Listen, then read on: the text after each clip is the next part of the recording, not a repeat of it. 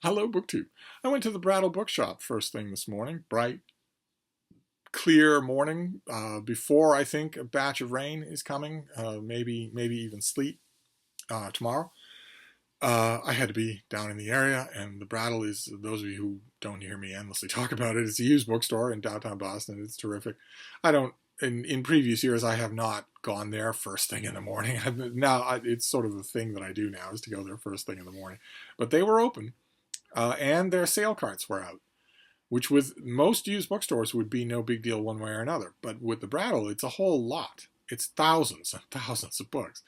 That there's so many books out in the sale lot that you can spend as much time as you want there browsing in those books. If you go back in a couple of days, even if the books hadn't changed, you're going to notice things you didn't notice the first time that you might want.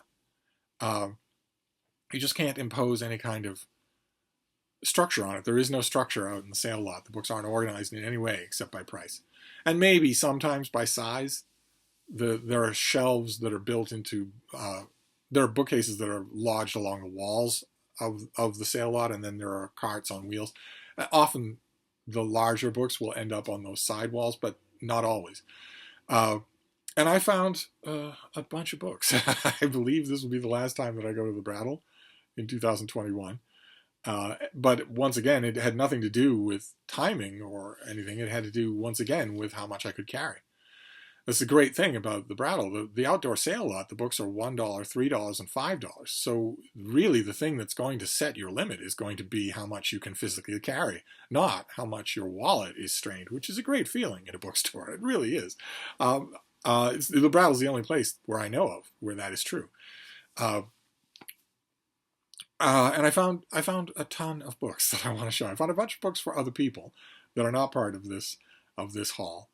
And this haul, well, it varies all over the map in terms of why I got the books or what I think about them. There's some joy, there's some sorrow, there's even some shame. This happens as a result of the fact that I no longer shop at the Brattle alone. As I've mentioned quite a few times, I am now shopping at the Brattle with Booktube, with all of you. It's unavoidable. I watch a lot of Booktube in every day, and that is what most Booktube is, at least the Booktube that I watch, is a bunch of people just talking about the books in their lives, enthusing about some of them, meh about some of the others, bashing some of the others, holding them up, showing them to me, describing reading projects and reading passions. If that's going to happen, that's going to have an effect on me. Absolutely it is. And it did today. So we might as well start off with the Booktube Made Me Do It Hall of Shame. And it doesn't get any more shameful than this.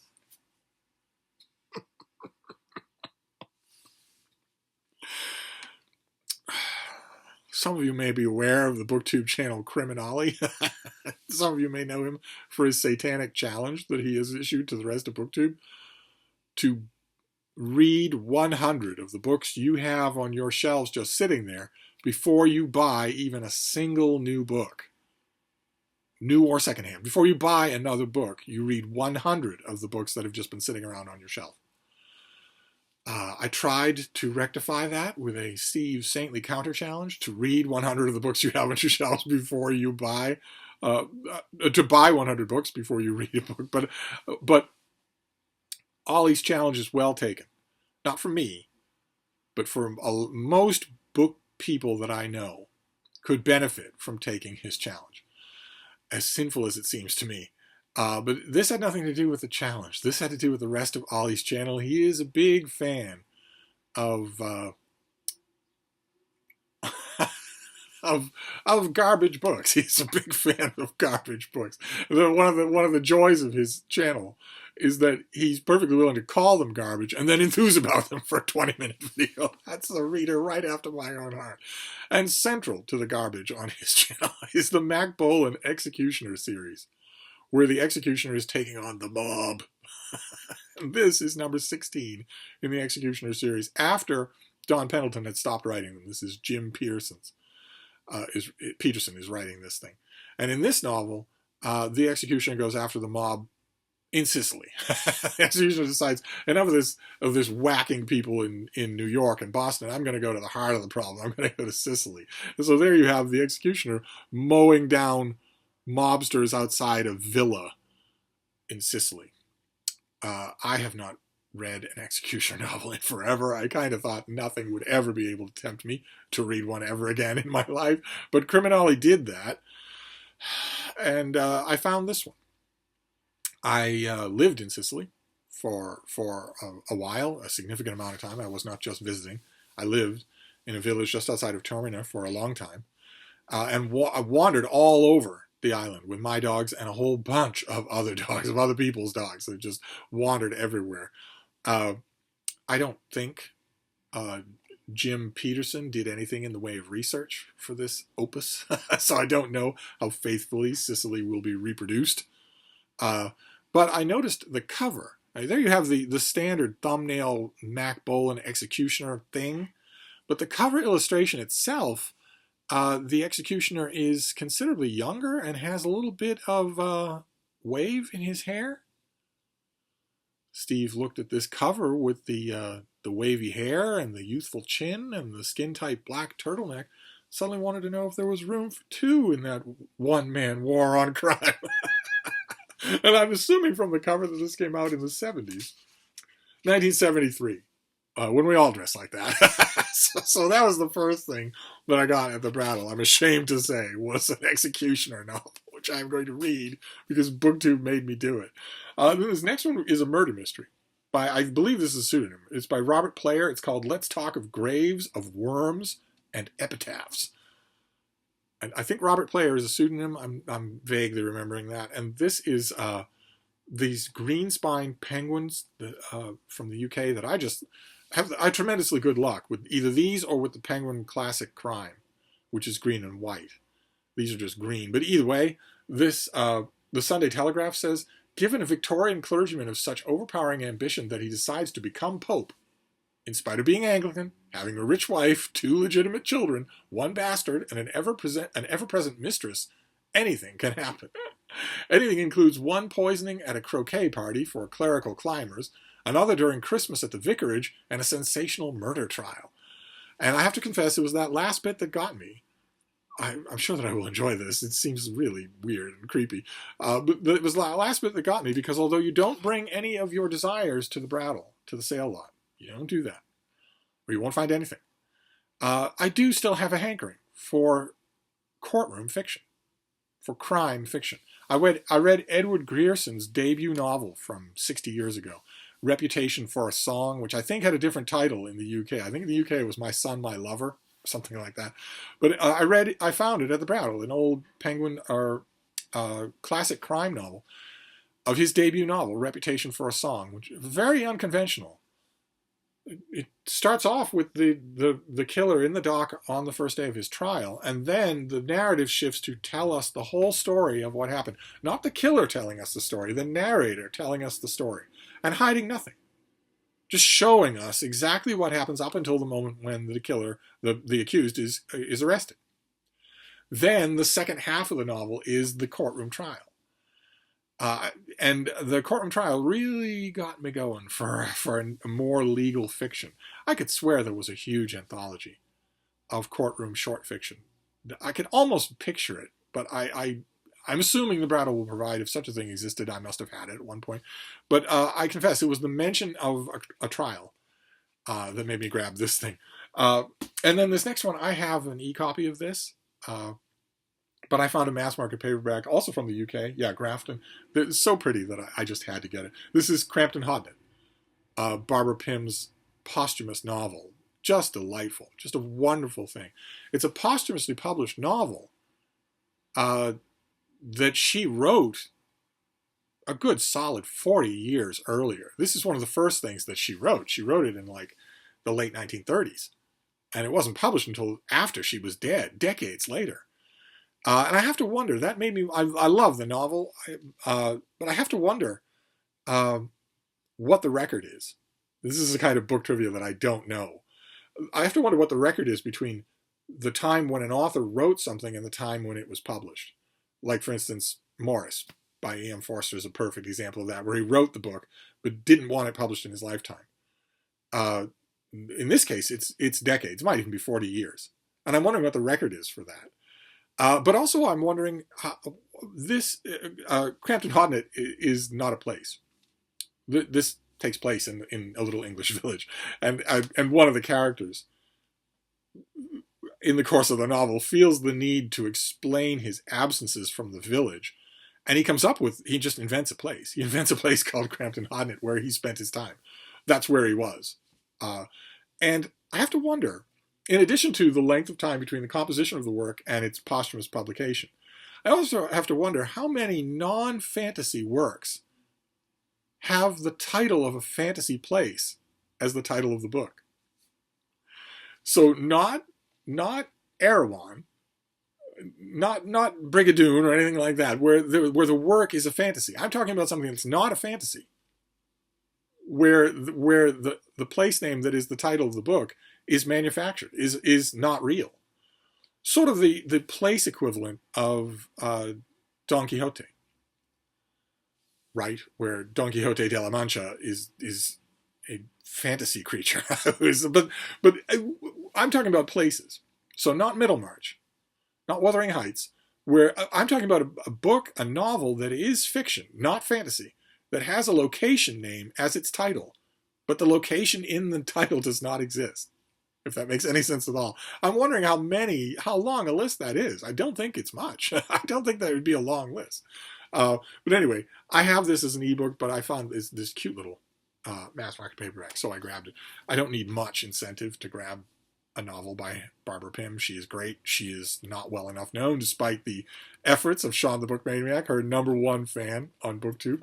Despite those efforts, she is not well enough known. She should be much better known. Then this next one, I saw it and immediately a light went off in my head, because like I say, I have recently a little bit of a hankering for courtroom drama.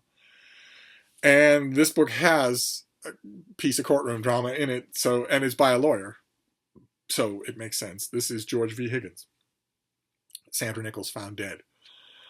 And can I give you a bit here of what this is?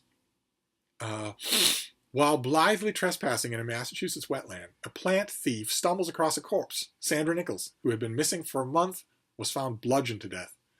Time had provided the suspects, especially Peter Wade, Sandra's super-rich ex, with easy alibis. Murder one? The DA knows better. Prosecutors do not seek unwinnable cases. Wrongful death, a civil action that requires proof of motive, means, access to a weapon, and only 51% certainty, is the route unflappable Judge Henry Lawler pursues. And the judge has his reasons for appointing classmate Jerry Kennedy to try what becomes the estate of Sandra Nichols v. Peter Wade.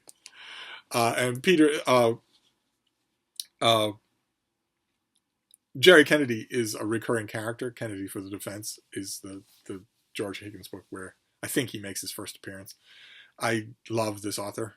I absolutely love this author. This is the author who wrote Kennedy for the Defense, but also The Friends of Eddie Coyle. Talk about a debut like no other. He is, if he's immortal for anything, it will be for The Friends of Eddie Coyle, but he really ought to be immortal for everything that he did. His books are great, and he was a great guy. Really, really great guy. So there's probably a picture of him. Yes, there he is. So this is the other piece of trial literature that will keep me going, I guess, from the Brattle. Then this next one is a translation. I've been looking at this in the Brattle carts for weeks, and no one's bothered to pick it up. And then I realized, well, why aren't you picking it up? It's of deep interest to you, so why don't you pick it up? This is a translation and annotation of Brute by Loyaman. This is a Middle English epic, long Middle English epic here, just rendered in, I think, probably blank verse. Probably the author didn't bother to try with too much metrical cutesy poo. This is all about the mytho-historical foundation of Britain from Troy, by way of Brutus of Troy, that takes a lot of its cues from. There was a previous book, there was a previous poem with the same title, And even that previous poem, both of those, both this and that previous poem, nod heavily to a particular writer, Geoffrey of Monmouth, who probably was not getting all of this mytho-history from anywhere other than his own indigestion-inspired imagination. But I don't think I've ever had this volume. And I mean, Brute is not well known as a classic of English literature, but this is a full-length, fully annotated, fully introduced new translation. I don't think new at the time. This I think came out in the 80s. It has a lot of Arthurian stuff. That would be the interest for somebody who just isn't interested in its own provenance. 1992. I don't think I've ever had this. I've read Brute in various anthologies that are a lot lighter on the notes, and then maybe do it in an excerpt, so they're not the whole thing. Absolutely, I'll take it for dirt cheap. Then this next one is a biography, a writer's biography. You don't want to go to the Brattle and not get a biography if you can help it. And this is William Dean Howells, A Writer's Life by Susan Goodman and Carl Dawson. And you might think, okay, so this is going to concentrate on the writing parts of William Dean Howells' life, but really any biography of William Dean Howells could be called a writer's life because he was thoroughly a creature of literature. Self-invented that way. He was a barefoot boy with cheek of tan, a creature from the sticks, from the Midwest before the Midwest was the Midwest. A bright boy from an absolutely benighted area of the country who knew exactly what he wanted. He knew exactly what he wanted. He knew, there is a literary hub, a literary world out there, glittering with names and deadlines and writing and the joy of that, and I want that world. I want to be part of that world. I don't think he ever really imagined in those early years. There's probably photographs of him from those early years. I don't think he ever imagined in those early years that he would not only come to be part of that world, but would come to dominate it completely. I don't think that... Oh, there are pictures in here. I don't think that ever occurred to him. It ended up being true, but I don't think it ever occurred to him that this might be... Yes, okay. Oh, the author calls him a dandy. 1864. There's our author as a dandy. I don't think I've read a William Dean Howells biography in a long time, but he ended up being the complete dean of American letters, not just a part of the scene, but everything, to everybody. Best friend, ATM machine, you name it, to a whole bunch of the greatest writers of his time, and struck up long, enduring friendships with all of them, including famously Mark Twain. A joy to find this. I don't know, maybe it's a bad biography, maybe it's dry or whatever. I've never read it before. When did this come out? Do I have no excuse for not reading this? Did it come out when I wasn't reviewing books? One has to hope. When did this come out? 2005. Yeah, 2005. Okay, so phew, just barely. A couple of years after this came out, I returned to the reviewing scene and would have wanted a copy, would have read it, would probably have expounded on it, that sort of thing. This next one, it's a brick. It's a gigantic brick. It reminded me of a recent video from Scott and Becky, the Bookish Bryants, and their adorable dog is now free of the cone of shame. They did a recent video where Scott mentioned that he would, in 2022, he would like to do a series of tomes of enormous books. He'd like to get an enormous series of tomes out of the way. And this book, well, it's a tome.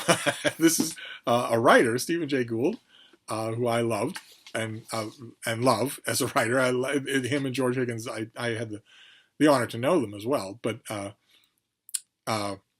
and just in case you wags out there are wondering if I also knew the author of Brute, I'd advise you to zip it. Okay? And also William Dean Howells, now that I think about it. I did not go to Sensorios on Tremont Street to have oysters with William Dean Howells. That is a vicious rumor. I defy you to prove it. The whole thing is gone. The building is entirely renovated. Stephen Jay Gould was a professor at Harvard, and he also wrote a column for Natural History magazine. Forever and ever, for 20 years, he wrote a column that was wonderful, a monthly column for Natural History magazine. And I and a bunch of other people, I'm sure, subscribed to Natural History only for his column. And that column, over the years, led to a whole shelf full of books where he would just collect those columns, one volume after another. But the whole time he was sort of picking and pecking away at a gigantic book. Not a collection of columns, but a book. And the book is The Structure of Evolutionary Theory. And it's this thing. It's gigantic. Absolutely huge. And this thing came out, I got a copy of this and read it. It came out in 2002. I did not get a copy of this from the publisher. I got a copy from one of my libraries and read just a bit, just to know whether or not I wanted it, and realized that I did. And so I bought a copy for, it wasn't cheap. This was, yeah, somebody clipped the price out of this, but this was at least $45. It's huge. It's like, what is this? 2,000 pages? 1,500 pages long. And I shouldn't have done that. I should have done just the opposite. I should have read the whole thing at the library and then determined whether or not I wanted it. It turned out that after a while, I thought the book sort of lost the plot and just sort of wandered. And when you're wandering for 1,500 pages, I want to see. I mean, this was dirt cheap, so I didn't hesitate to get it. It was, the main hesitation was the carrying of it.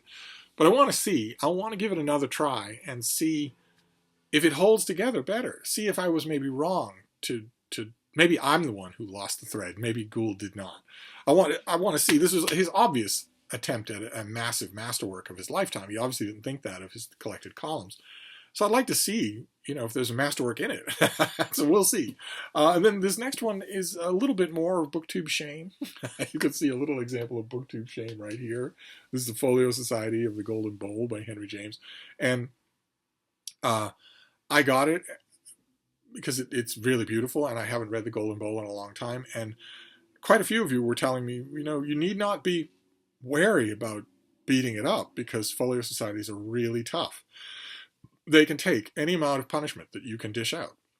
And I thought, well, okay, that's a load off my mind, but it doesn't address one other thing, which is that I always characterize myself as someone who doesn't care about editions. I don't care about, I always tell myself I can read any book in any edition. That's why I made the jump to ebooks so easily. I don't really care. But I have noticed, as time has gone on, that this little book room, not the rest of Hyde Cottage, but this little book room, I've noticed, is slowly filling with perfect editions, with the exact edition of some work that I already know I love. I don't know if that's a trend. I don't know if that's going to continue, but that is happening. And I found another example of that today. I found a hardcover copy of The Scarlet Letter with Barry Moser illustrations. These woodcuts by Barry Moser all throughout. Just fantastic. I am a huge fan. Look at that. How lovely.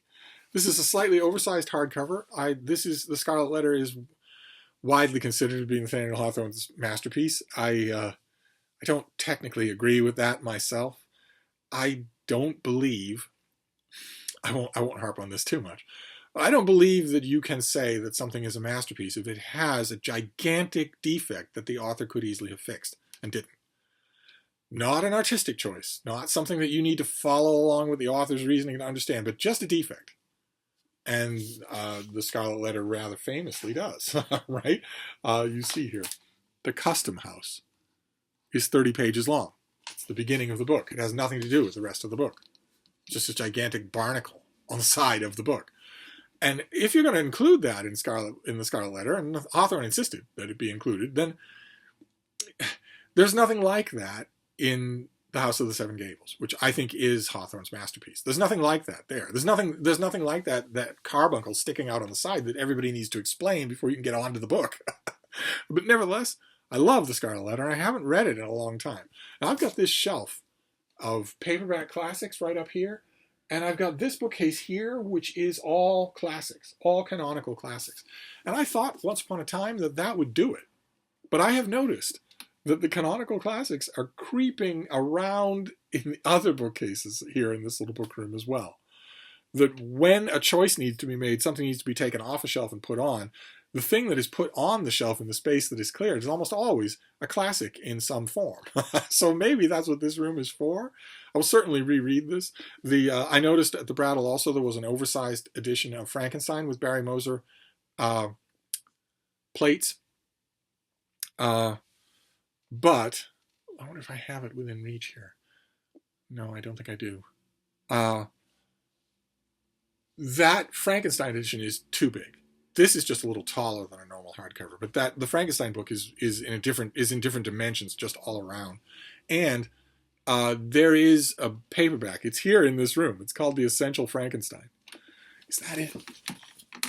Yes.